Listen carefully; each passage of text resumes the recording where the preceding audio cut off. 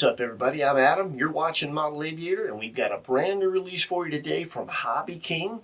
This is an airplane that's never been modeled in foam before. This is the Avios 1.6 meter Super Tucano, and this should be available for pre-order today upon the release date of this episode. The Super Tucano comes with the standard HobbyKing quick setup guide. On that guide, you'll find model specifications and recommendations for rates, control throws, and center of gravity. There's a QR code you can scan to download the full manual to aid you with assembly, and when it comes to that assembly, it's a bit more complicated than some foamies. You have to glue major components together like the two fuselage halves and the two wing halves. We do not recommend that you use CA glue to glue major components on a large airplane.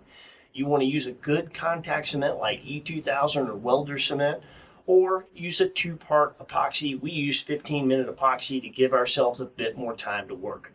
You want to prepare the surfaces by lightly sanding with a very fine grit sandpaper both of the components, and you only have to put glue coverage on one of the two, not both. We used an epoxy brush to get a good thin coat. That's all that's necessary.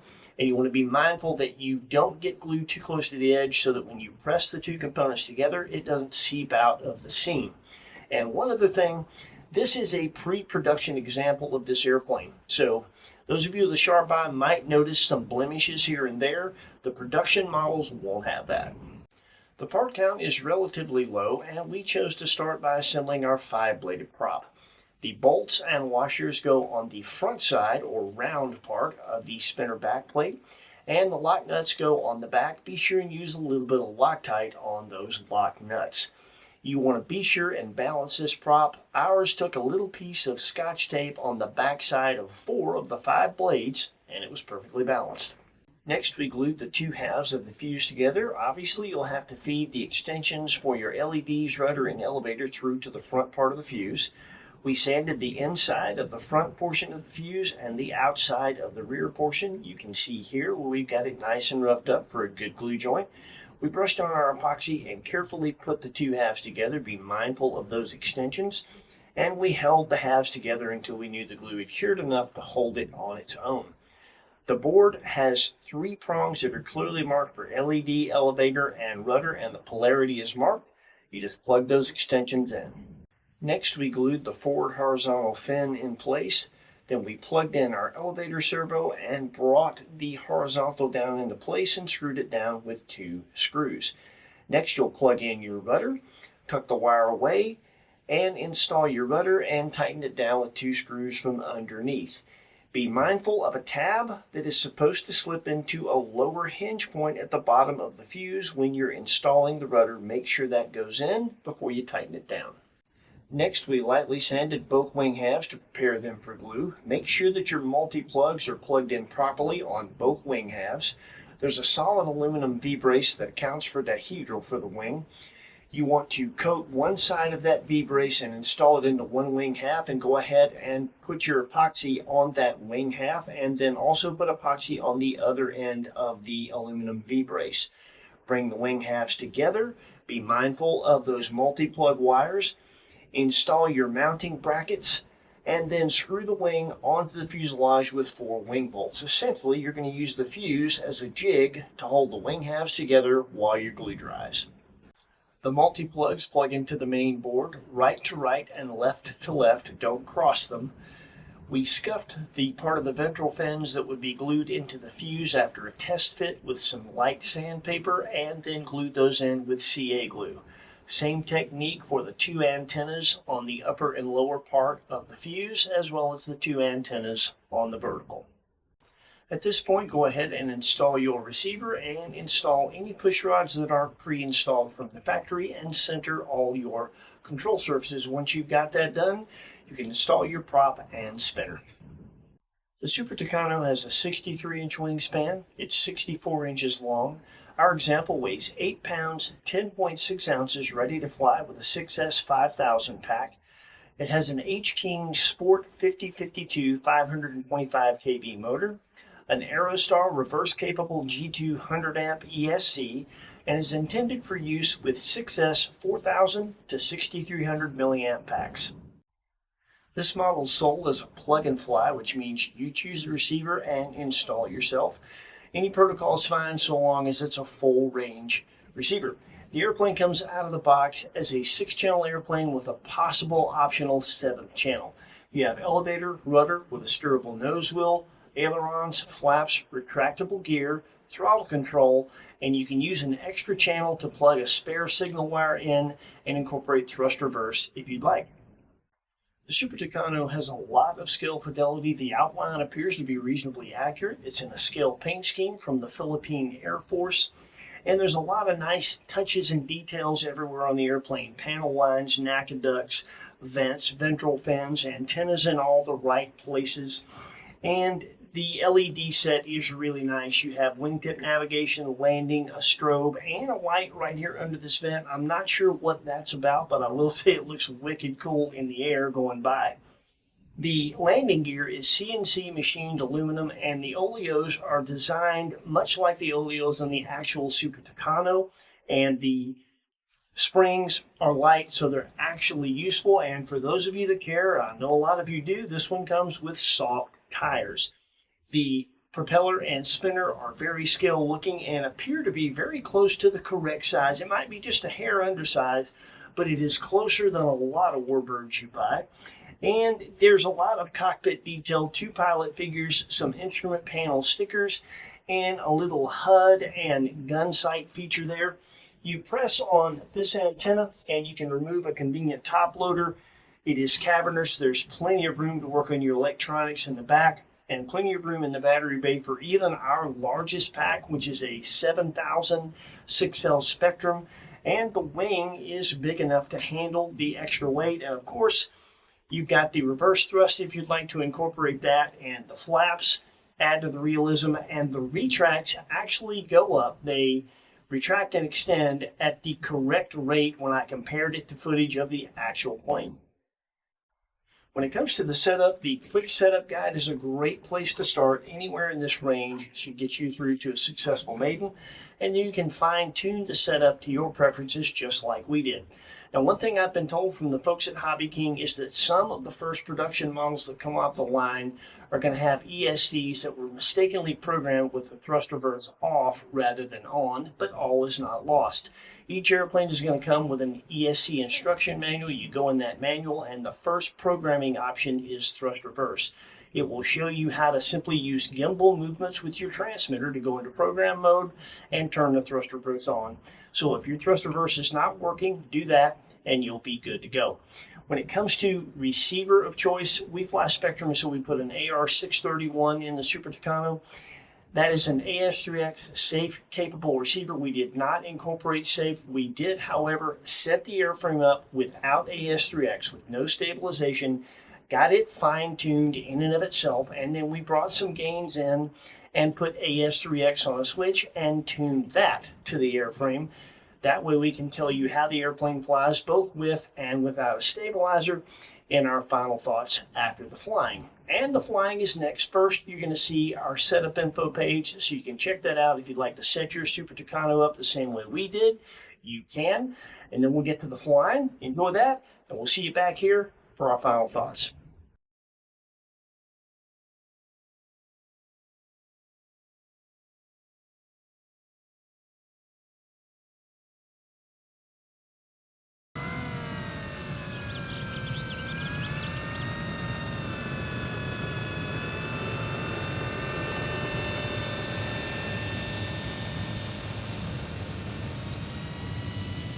First off, take note of the time and keep up with how long this flight is. We have our timer set to 8 minutes, and this flight is longer than that. The power system has power to burn, but it's also very efficient.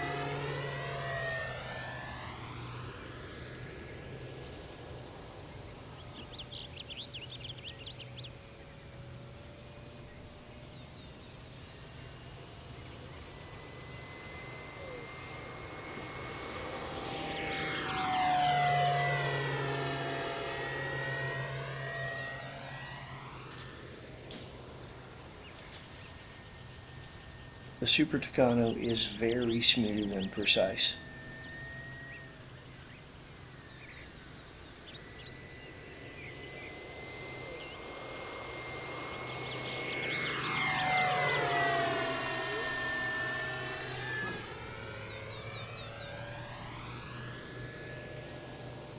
Obviously, setup counts for a lot, but the 1.5 to 1.6 meter size range is the range where warbirds really start to reach another level.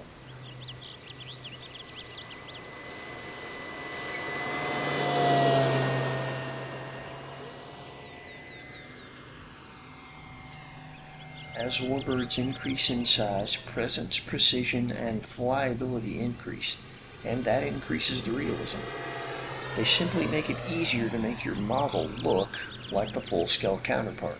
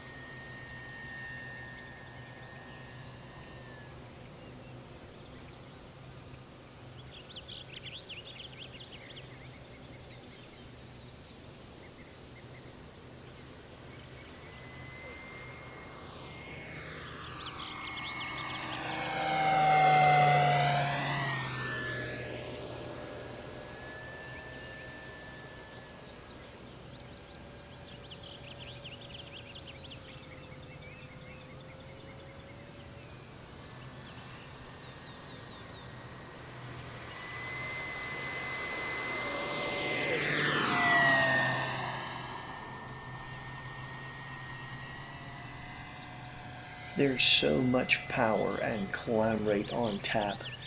It is more than a perfectly powered warbird. I love it when I can come into a maneuver slower and then slowly increase power through a vertical maneuver to mimic the momentum that a full-scale plane has that you don't have with the model. You simply don't have to come into a big vertical maneuver hauling tail. You can just power through it and keep the airplane at a more realistic looking speed.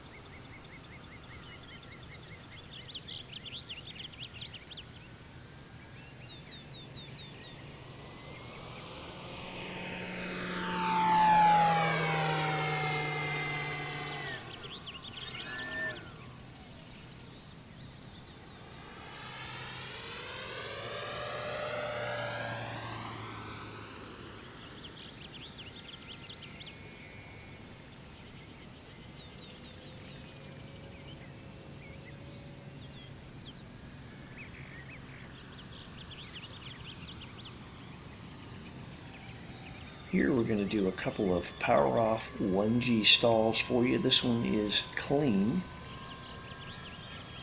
And you'll notice it just drops the nose straight forward. You can fly right out of it. I've got the flaps down now. I'm going to get a little bit more altitude and see what it does with the flaps down. This is full flaps.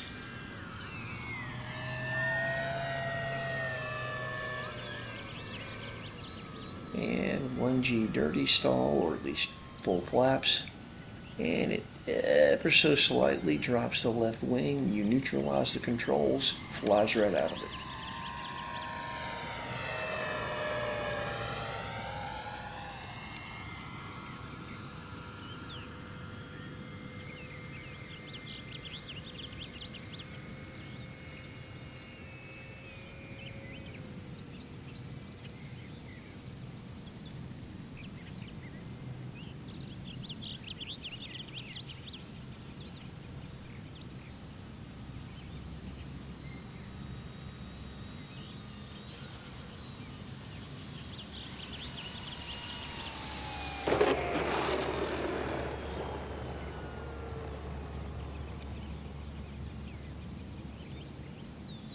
We didn't have a spare channel to incorporate reverse, but on this runway, you don't exactly need it.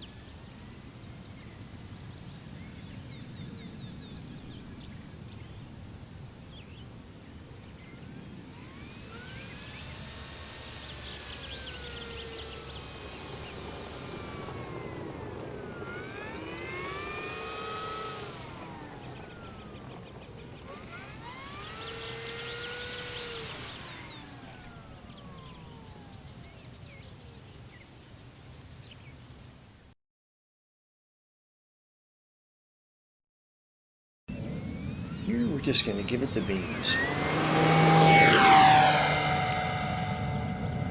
And she gets off the ground very quickly if that's what you want to do with it. And inverted flight, very easy to do, doesn't require a lot of down elevator. With the lighter packs, obviously a little bit more if you're running a really heavy pack.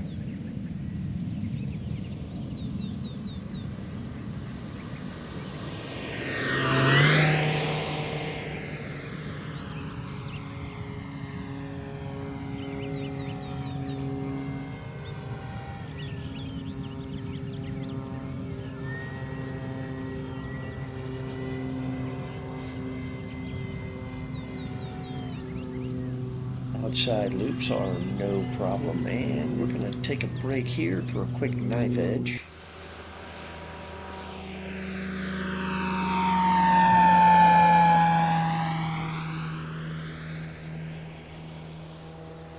She'll do that as far as you want to do it with a lighter pack all the way back, and now we're just kind of doing a spiraling approach with a little slip to landing.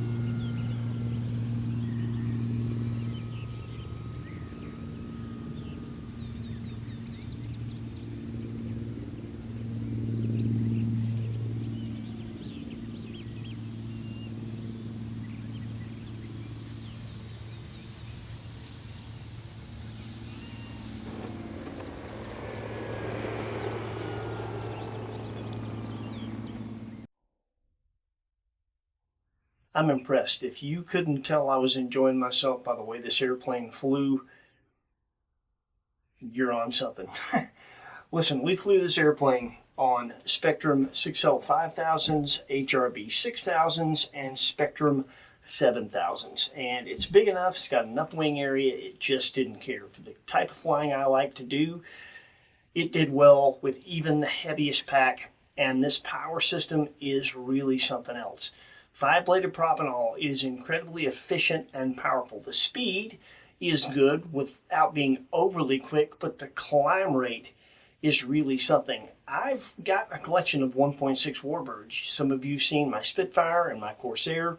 Those airplanes, I would say, are pretty perfectly powered for really big scale warbird airshow maneuvers. This thing has more climb rate than both of those, and it's still efficient. You can get 7-8 minutes on a 5000 and up to 10, maybe 12, depending on how you fly with a 7000. I will say, if you really want to hot dog this thing, do knife edges, tumbles, stuff like that, crank the throws up, put the 5000 in, shove it all the way back, and that's the better battery for stuff like that. But if you want to fly at scale like I do, flies well with any of them.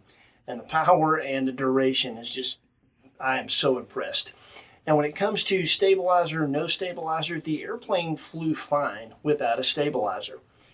It's got a long tail moment, a big empennage, a lot of wing area. All the ingredients are there to be just a good solid airframe, and it is. But when I incorporated AS3X and I got that dialed into the airplane, it put the cherry on top of the sundae. It was a level of smoothness that I could not achieve with just setup alone. So the nut and bolts of that is very simple. Does it have to have a gyro to fly well? Absolutely not. But if you know what you're doing, setting up a gyro, you can make it better with one. So that's that. Very impressed. I can't say enough good things about this airplane. The light kit, the way that it looks.